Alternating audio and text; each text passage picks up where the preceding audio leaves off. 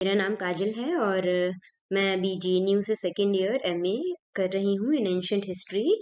And आज के इस सेशन में मैं आपको कुछ जो ऐसी बातें हैं आपके एंट्रेंस से रिलेटेड वो क्लियर करना चाहूँगी। सबसे पहले थोड़ा सा जानेंगे जेएनयू की हिस्ट्री के बारे में, एस्टैब्लिशमेंट, फाउंडेशन, लॉन्चिंग एंड इसके कितने डिफरेंट डिफरेंट स्कूल्स हैं और कितने सेंटर्स हैं और क्या क्या इनका डिवीज़न रहता है। उसके बाद हम ये देखेंगे कि क्या सीट्स की अवेलेबिलिटी है अकॉर्डिंग टू द 3 ब्रांचेस, जो 3 ब्रांचेस हैं जेएनयू की, एंशियंट, मॉडर्न और मिडीवल। इन तीनों में क्या क्या सीट्स अवेलेबिलिटी हैं, क्या जेंडर डेप्रिवेशन पॉइंट मिलता है और क्या आपकी कैटेगरी के अकॉर्डिंग आपको एक रिलैक्सेशन मिलती है आपके एग्जामिनेशंस में, क्या आपको यहाँ पे मिलता है। जैसे कि आप ओबीसी हैं, एससी हैं, एसटी हैं, तो आपको क्या रिजर्वेशन है जेएनयू में वो जानेंगे। उसके बाद हम जानेंगे जो रैंकिंग मिली हुई है जेएनयू को अलग अलग इंस्टीट्यूशन से, अलग अलग रैंकिंग इंस्टीट्यूशन से, वो जानेंगे। उसके बाद आएंगे सबसे मेन जो सेशन है कि क्या क्या बुक्स प्रेफर करें, क्या क्या मटेरियल रखें पढ़ने के लिए और क्या क्या स्ट्रैटेजी होनी चाहिए अपने एग्जाम को प्रिपेयर करने के लिए। तो स्टार्ट करते हैं। सबसे पहले जो हम जेएनयू का एस्टैब्लिशमेंट देखते हैं, जेएनयू जो इस्टेब्लिश किया गया था जवाहरलाल नेहरू यूनिवर्सिटी, उसे 1969 में इस्टेब्लिश किया गया था। और इसमें क्या होता है कि जब जेएनयू को इस्टेब्लिश कर दिया गया था 1969 में, और यहाँ पर जो टीचर और स्टूडेंट का जो रेशियो है उसको अगर हम देखें तो 1:10 है, यानी कि 10 बच्चों के लिए एक स्टूडेंट, 10 स्टूडेंट्स के लिए एक टीचर अवेलेबल है, जिसकी वजह से काफ़ी काफ़ी हेल्प मिलती है बच्चों को अपने रिसर्च में आगे बढ़ने का। उसके बाद से हम ये देखते हैं कि जेएनयू में स्कूल्स कितने हैं, टोटल स्कूल्स कितने हैं। वो अभी 10 स्कूल्स हैं। और इन 10 स्कूल्स में से जो हमारा फोकस है, हिस्ट्री का जो हम पेपर देखेंगे आगे, उसका फोकस ये है, हम देखेंगे जो स्कूल ऑफ सोशल साइंसेस है उसका देखेंगे। तो अगर हम स्कूल ऑफ सोशल साइंसेस की बात करते हैं, यानी कि ट्रिपल एस की, तो उसमें टोटल आपको 13 सेंटर्स मिलेंगे। 13 सेंटर्स हैं जो कि सिर्फ और सिर्फ सोशल साइंसेस की ब्रांचेस पे वर्क करते हैं, जिसमें से आपका जो मेन है, जिसपे हमारा फोकस है, वो है सीएचएस, यानी कि सेंटर फॉर हिस्टोरिकल स्टडीज। बात करते हैं सीएचएस की। तो अगर हम सीएचएस की बात करते हैं तो इसको लॉन्च किया गया था 1970 में। अब 1970 में इसे लॉन्च किया गया था। बहुत सारे हिस्टोरियंस का नाम आपने सुना होगा एज अ हिस्ट्री स्टूडेंट, या कभी भी आपने कोई कॉम्पिटिटिव एग्जाम दिए होंगे तो इन हिस्टोरियंस के नाम सुने होंगे। जैसे कि लॉन्च किया गया था 1970 में, किस किस कौन कौन हिस्टोरियंस के गाइडेंस में, वो थे एस गोपाल, रोमिला थापर, बिपिन चंद्रा एंड सतीश चंद्र।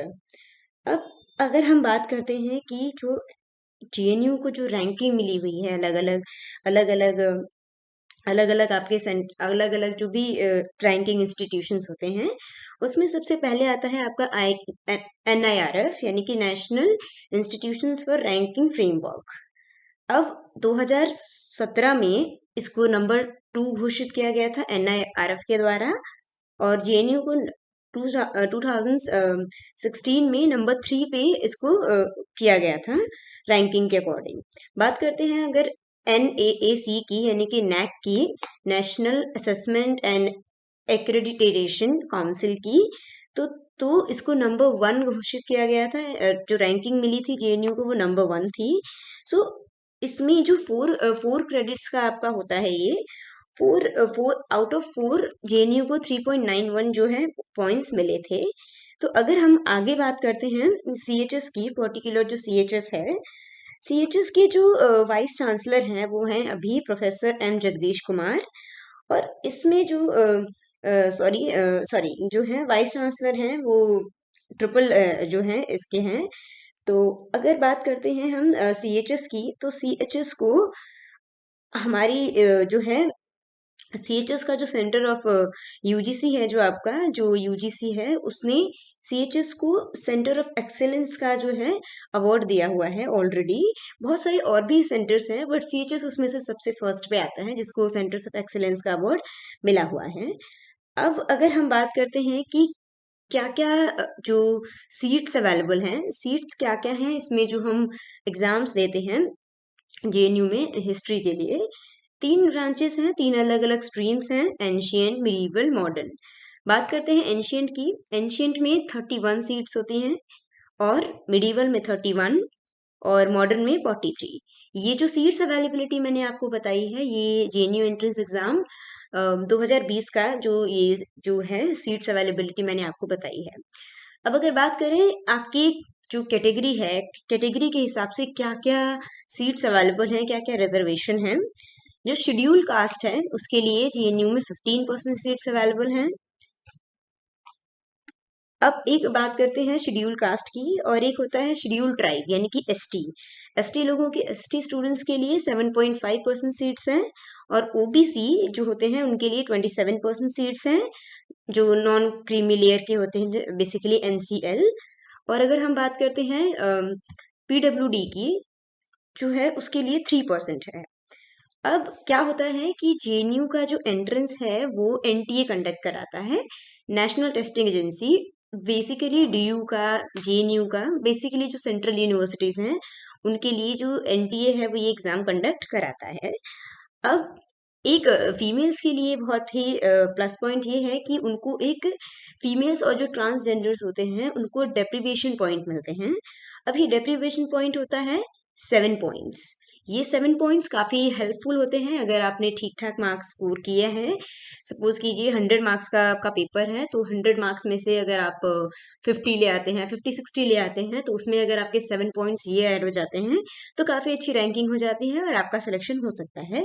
तो जेंडर और फीमेल और ट्रांसजेंडर डेप्रीवेशन पॉइंट्स का भी एक बहुत बड़ा रोल है, जो कि 7 पॉइंट्स होते हैं।